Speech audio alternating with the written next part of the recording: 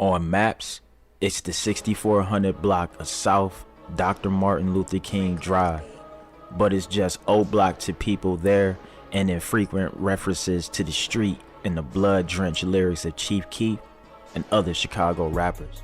The sprawling Parkway Gardens low-income apartment complex sits on one side of the street. The string of businesses include an AutoZone, a Food Mart, and the Chicago Crusader newspaper lines the other. It's already in. You better be wet off this shit, cause I'm sick of this shit. Folks got the more wet, over here wet, feel so Chief Keef got the blunt in his hand. Know what I'm saying? My nigga number 2. In the day. Wow, I'm saying crazy, man. You see the cup? Man, we in this. You see your boy J-Rock doing it big, man. Period though, man. Young men in hoodies and low-riding jeans gather in the courtyards here, staring down strangers. Mothers hurry past, holding tight to little hands as they shuttle between the neighborhood school and the safety of their apartments. Security cameras posted nearly everywhere here see it all. Hey, money, I'm back, man. Cuzzo got back, his shit man. out Free there. Cuzzo, man. Free KC, man. He off the dope, man. Wick City, Oblock. Hey, matter of fact, give me that shit, man. You know how the fuck that shit go. We family over here. here. Bitch, you know? We family over here. 064. In this shit 24/8, you know, man, this shit, you know, ATM Money Gang, Glory Boys, you know, man, you know how we rockin', man, you know, Wick City, Oblock, man, you know, Lat Ryan, Free the money, gas, yeah, that, you know. Gang members gave Oblock the name. The O was for 20-year-old O.D. Perry, a gang member gunned down just around the corner on a summer's night in 2011. His killer, a 17-year-old female gang assassin named Jakira Barnes, police sources say. Barnes later was shot to death not far from here.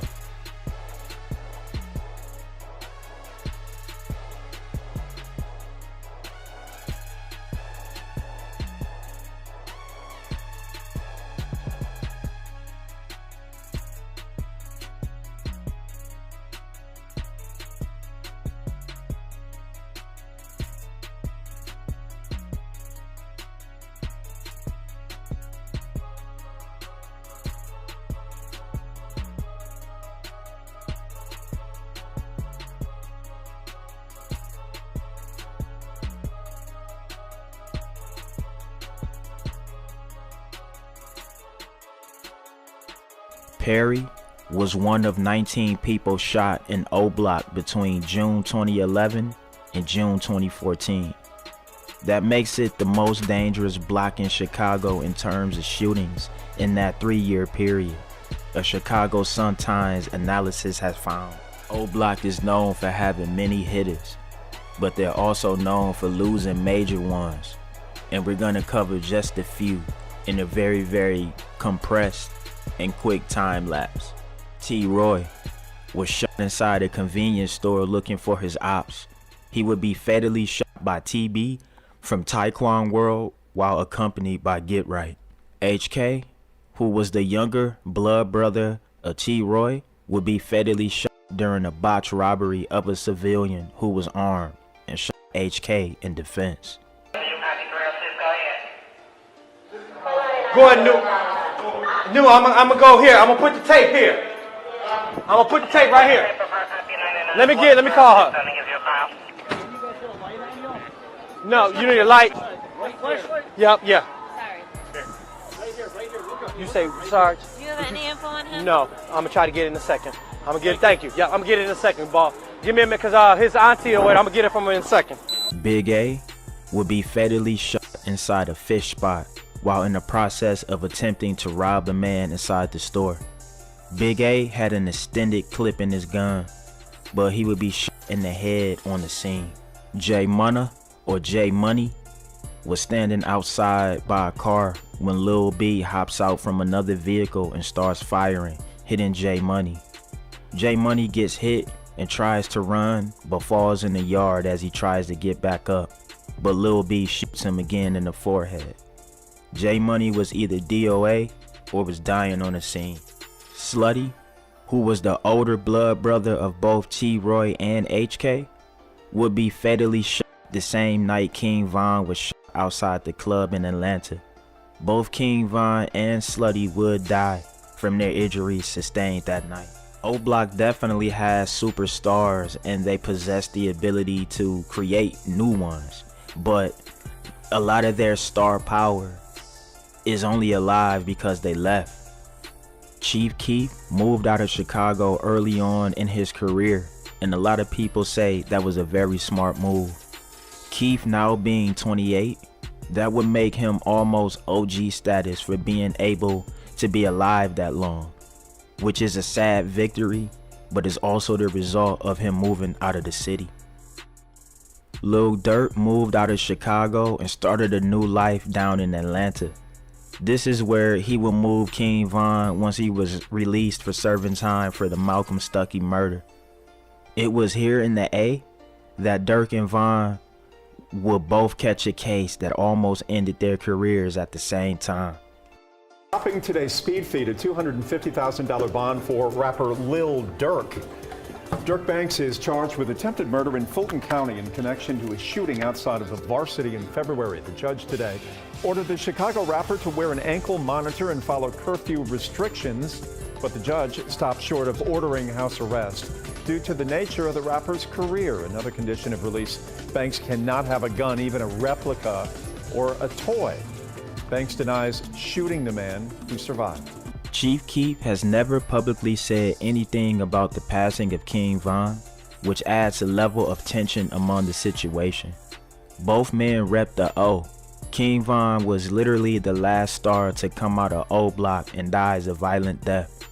Chief Keef isn't obligated to do anything, but you would think at least drop a hashtag LLKV or something to show respect to a fellow fallen soldier.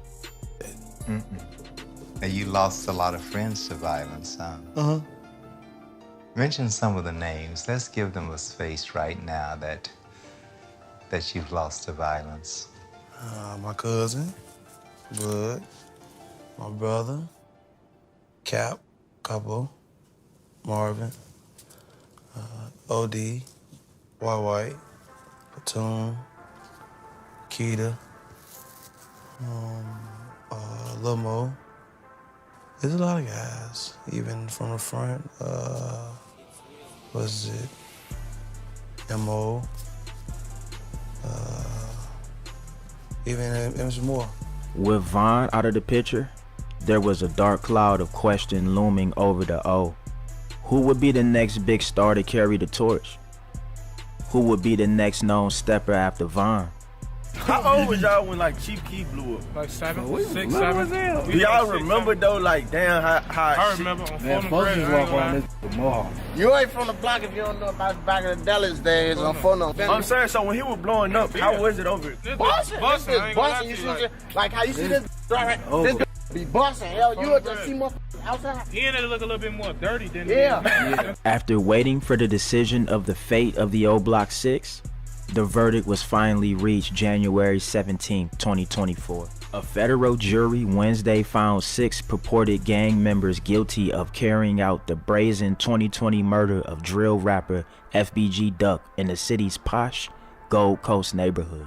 The jury of 5 men and 7 women, who have remained anonymous due to security concerns surrounding the case, deliberated for about 16 hours over 3 days before announcing it had reached the verdict, finding the group guilty of murder and furtherance of a racketeering scheme. The new generation of Oblock is said to be more active than any of their op counterparts. The new gen Oblock members are more reckless and seem like they have less structure than members from the era of Von, T.Roy, and others.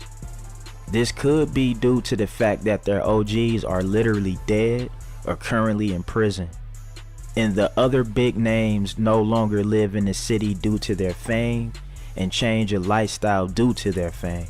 Oblock has already sold to some mogul or corporate group for an undisclosed amount. It was sold almost immediately after the tweet of it being on sale was made public. That probably means that it was sold before. Bullshit that. You gotta be outside more. Like he said, he from he was Parkway and you was more Oblock, so like he was the older guys. I was living in Parkway. Shoebox Baby displayed the perfect example of tension within the O between the new generation and the OG members.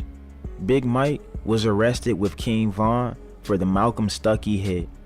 It was said that Big Mike snitched, and that's why King Von was released on the murder, but Big Mike remained in custody for the murder.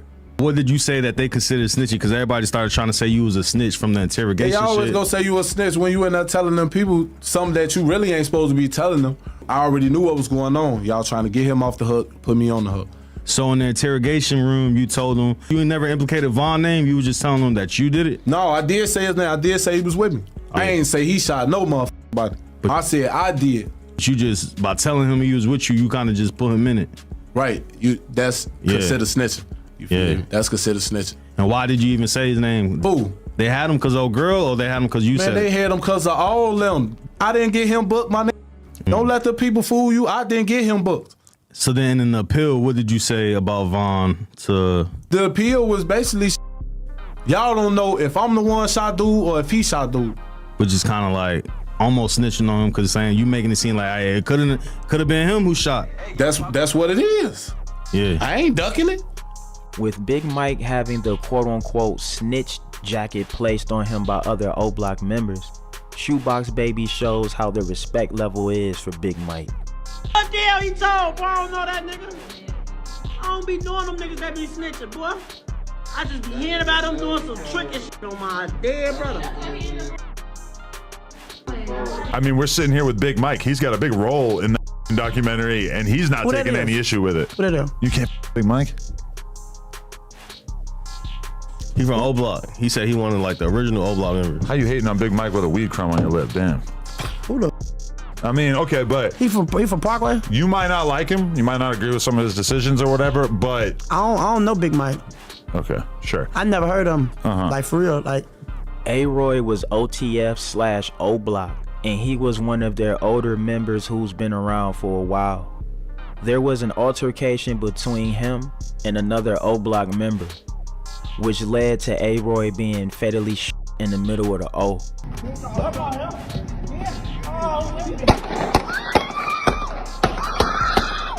It's rumored that the shooter was Munna Mound, who's a new generation Oblock member. After the alleged shooting, Munna Mound allegedly goes live literally minutes after the shooting.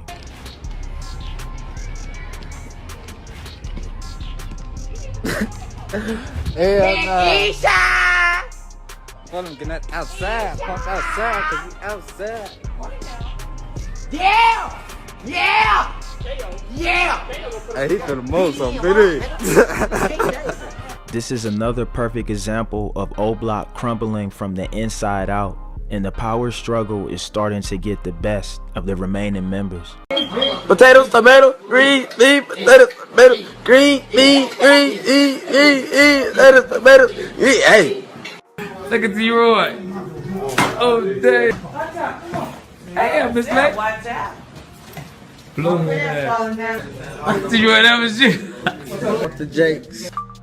Up, we got part 4. Part 4, that Goonie. Who y'all said tweak with? Who y'all want to tweak with first? Cushy now. Who was Cushy now? Who was Cushy now? The Stowe Brothers. Goni now. Goni now? Yeah, Goni now. The Bus Stop Brothers? Yeah, part 4. Part 4? That's 3-2. Right, because he was in the middle of both of us, so part 3, part 4. They got the In the murky underworld of Chicago's South Side, revenge has no expiration date. When the sun sets over Oblock, the streets don't sleep. They whisper names. Names of the fallen. Names of the hunted. But in early 2017, one name echoed louder than all the rest. T.Roy. His death wasn't just a loss to his set. It was a declaration of war.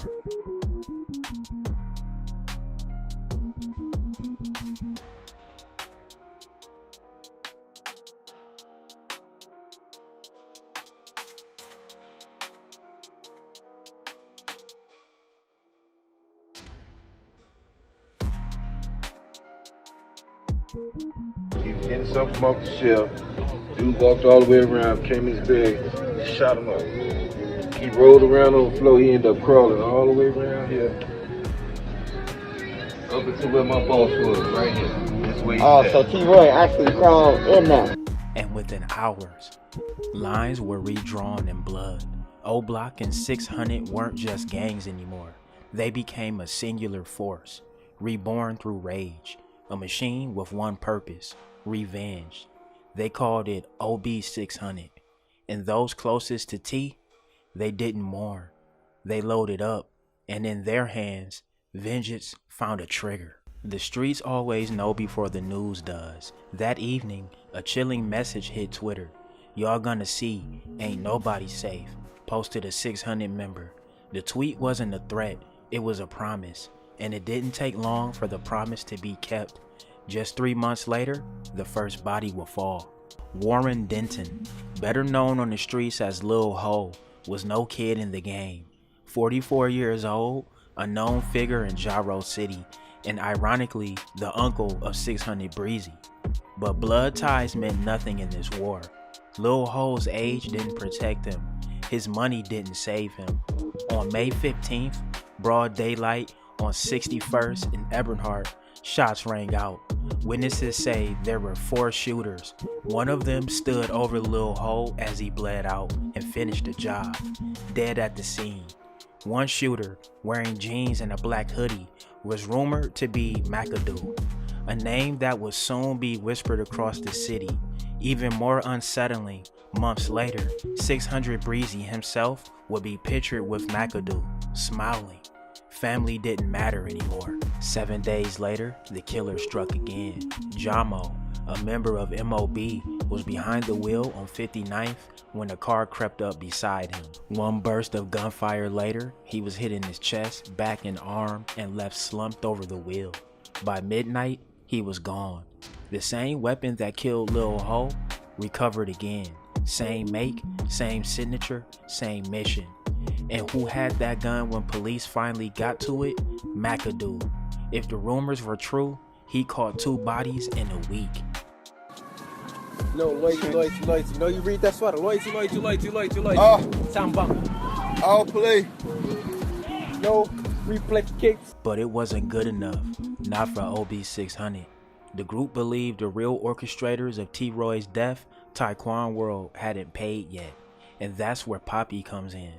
18 years old, Taekwon World's right-hand man, close to TB, the man allegedly behind the killing of T.Roy. They made music together, talked war and lyrics, laughed on surveillance footage the night T.Roy was murdered. Full deal, Papa Doc. Papa Doc, you shot, roll that dope up, kid. Let's do it. You know? But on June 16th, the laughing stopped. Poppy was working a shift at the L&P Candy Warehouse, helping an elderly woman carry her groceries. He didn't see the maroon car until it was too late. A mass shooter stepped out and opened fire with what witnesses described as an AK-style rifle. Poppy was hit repeatedly, including 3 times in the head. He was rushed to the hospital, but died hours later. A woman screamed beside him, frozen in terror. Strangers rushed to help, but there was no saving him. And the man believed to have pulled the trigger, T.Roy's own blood, HK. His nickname after that day would change. They started calling him Headshot King. Help him! He's still breathing, y'all. Help him! He's still breathing. He's still breathing. Help him! Hello? That way. Man, Oh, that man's still still breathing, breathing. dog. Help him! He's moving. He's still breathing, bro. Talk to him. Hey, don't. Talk to him. He's still breathing, bro. Talk to him, bro.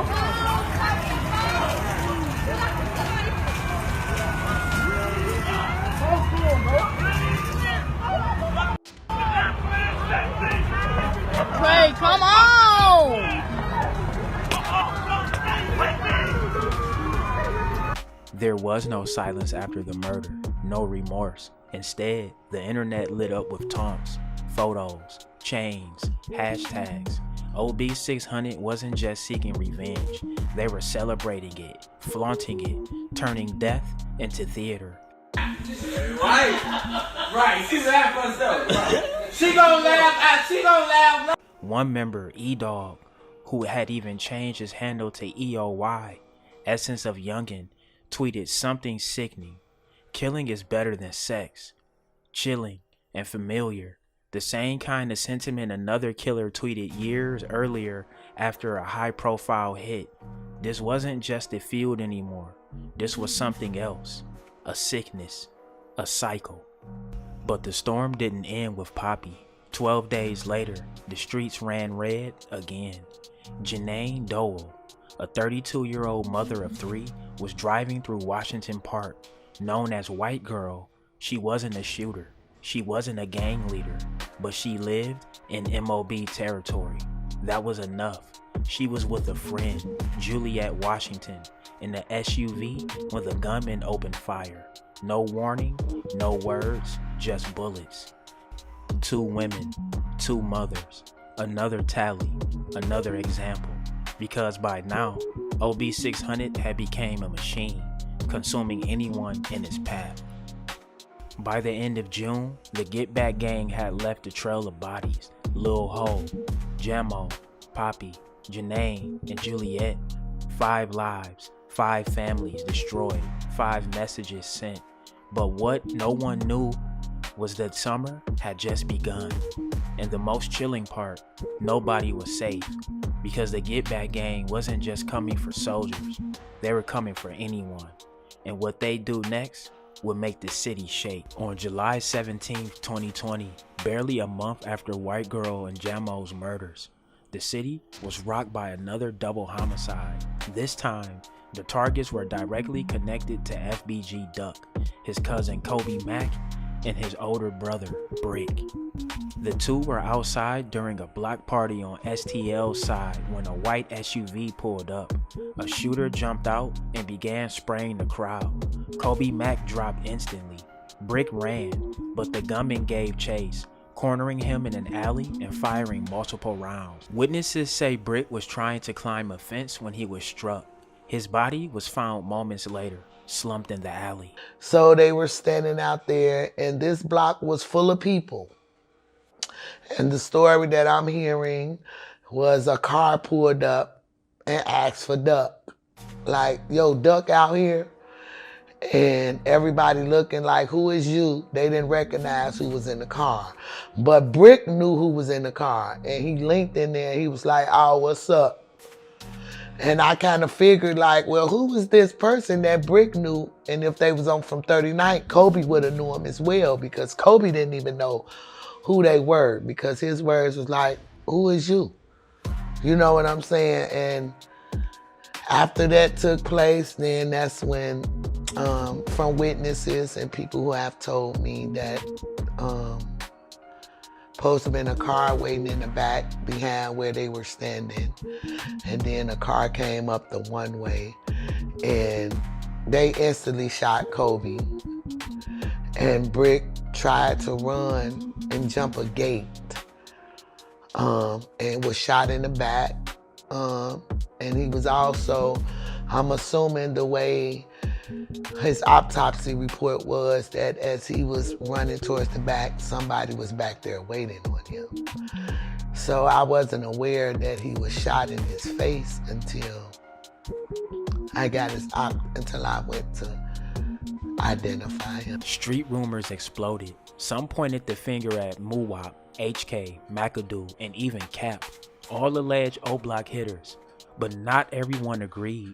Mama Duck herself questioned the narrative. She believed her son's killers weren't outside at all, but people he knew, people from STL, people who could get close.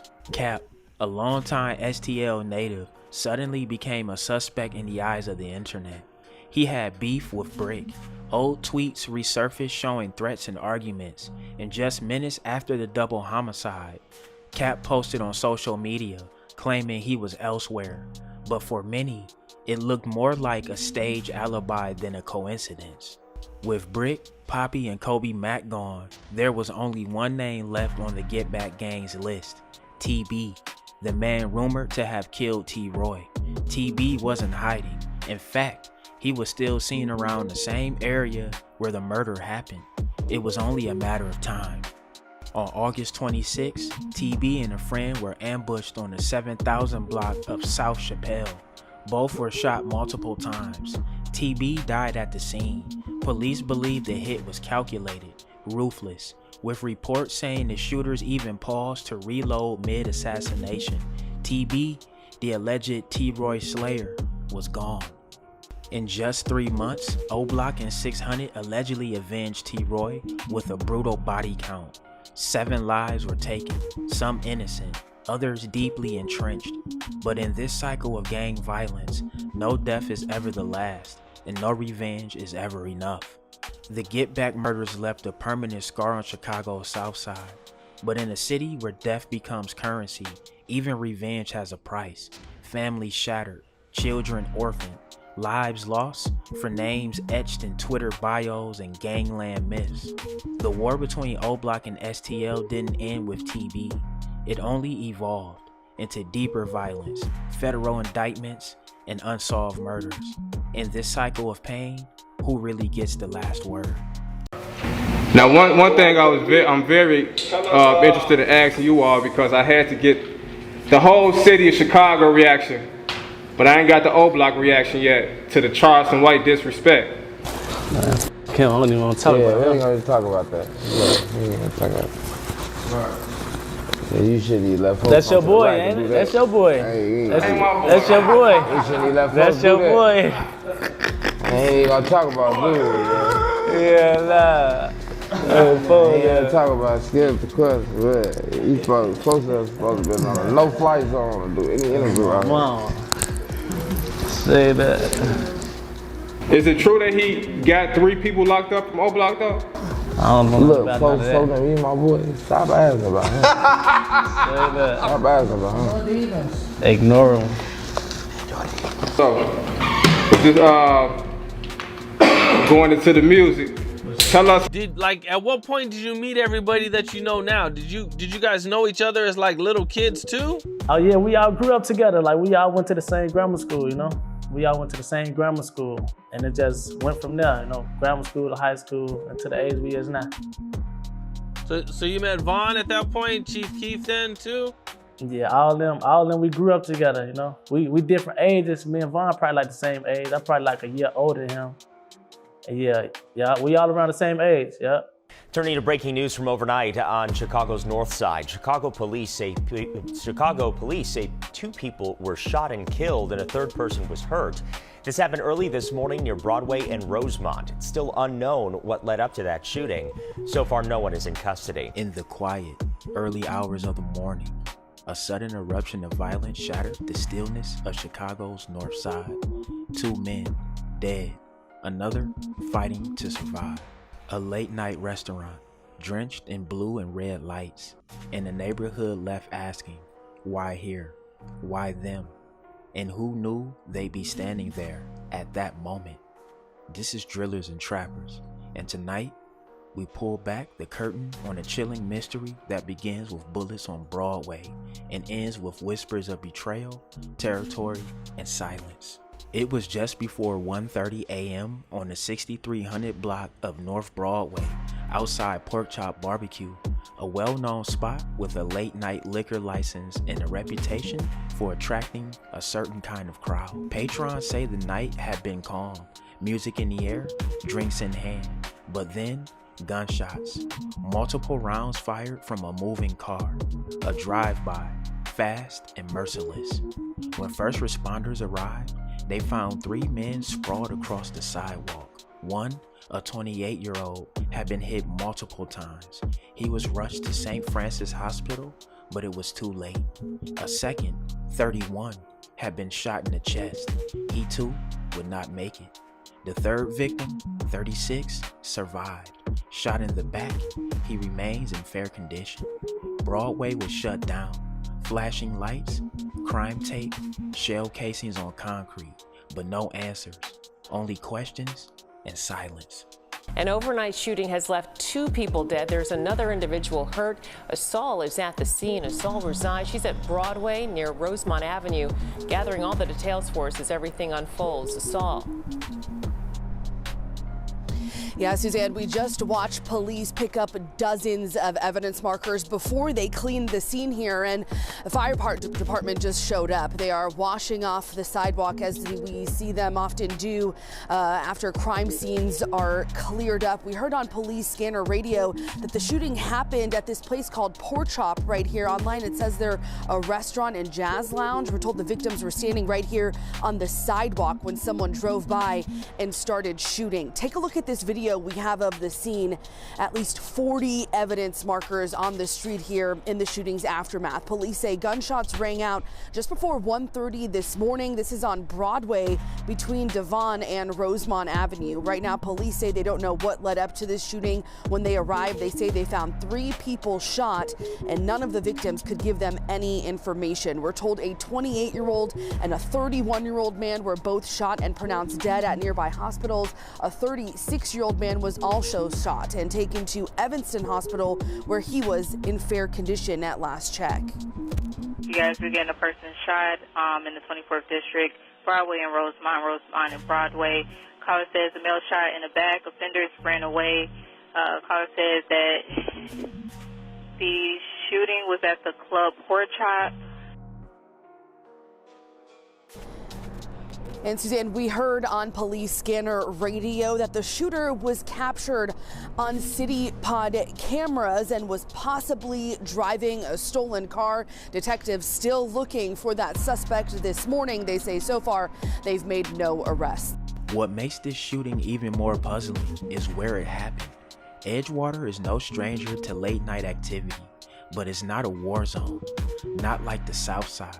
Not like 63rd. So why were these 3 men, 2 of whom would never leave alive, here? According to police scanner chatter, the shooter was caught on City Pod cameras, possibly driving a stolen vehicle. But what stands out isn't the shooter, it's the timing, the place. In the world of Chicago drill, every move is calculated. Every hood knows its boundary. According to backdoor whispers, this wasn't random. Sources claim Munna Duke and Youngin were set up, that they were lured into the bar, that masked men were already inside, drinking and watching, that someone in the parking lot wearing a shiesty mask paced back and forth, waiting for a signal. At that hour, that location, it's not likely their enemies just happened to be driving by. This felt organized, planned, deliberate. So who gave the green light? To understand the weight of this story, you need to understand who Munna Duke was. A respected name out of Oblock, affiliated with Lil Durk, close to the late King Von. A voice in the drill scene whose sound was raw, street-born, and unmistakably Chicago. He came up out of Lamron, spent time behind bars, missed his son's first and second birthdays while locked up, but came home focused. His breakout single, 12 a.m., marked his return, and he didn't slow down. Winning, right back, all bangers. To his fans, he was up next. To his ops, a threat. But even in the world of drill, where danger is understood, no one expected this. You know, I think everybody probably knows you're from Oblock and out of the south side of Chicago. But, you know, can you kind of paint that picture for me? Like what it was like for you growing up and the struggles you went through and, you know, everything you've seen. I went through a lot growing up, you know. As far as like jail, losing people, casualties. It wasn't easy, I can tell you that, you know. Went through a lot of struggles, but it made me the man who I am today, you know what I'm saying? Were you born into Oblock or did you move there at some point? Like how did all that happen for you? No, I was in that area, like in that vicinity, you know what I'm saying? And once my project got too down, I kind of moved right there, you know what I'm saying, to Oblock when I was kind of like a kid. Man, listen up. This body camera's on. I gotta read your rights, all right? Before we ask you any questions, it's our duty to advise you of your rights. You have a right to remain silent. Anything you say can and may be used against you in a court or other proceeding. Do you understand that you have a right to talk to a lawyer before we ask you questions and to have him with you during questioning? Talk to my lawyer. If you cannot afford or otherwise obtain a lawyer and you want one, a lawyer will be appointed for you and will not ask you any questions until he or she has been appointed. If you decide to answer now with or without a lawyer, you still have the right to stop questioning at any time, or to stop the question for the purpose of consulting a lawyer. You may may waive the right to advise of counsel and your right to remain silent. And you may answer questions or make a statement without consulting a lawyer if you so desire. Do you understand each of these rights? Cannot talk to my lawyer. Do you understand each of these rights? Cannot talk to my lawyer. You say I can talk to my lawyer. Cannot talk to my lawyer. Do you understand Cannot each of talk these to my rights? lawyer. Cannot make a call to my lawyer. Cannot talk to my lawyer. Do you wish to answer Cannot questions? talk to my lawyer. Cannot talk to my lawyer. Yes or no? Appreciate your cooperation. As of now, no arrests have been made. Area 3 detectives are still investigating, but in the streets, silence speaks volumes. And in the drill scene, revenge is rarely delayed. Was this a random act of violence or a message sent loud and clear? For now, we don't have the answers, but trust, the streets are watching, and someone knows the truth. This is Drillers and Trappers. Stay dangerous. Alright, y'all, there y'all have it, man. That's a crazy story of Duke and Oblock Youngin, man, losing their lives at the bar. You know, rest in peace to both of them. Condolences to the family, you know.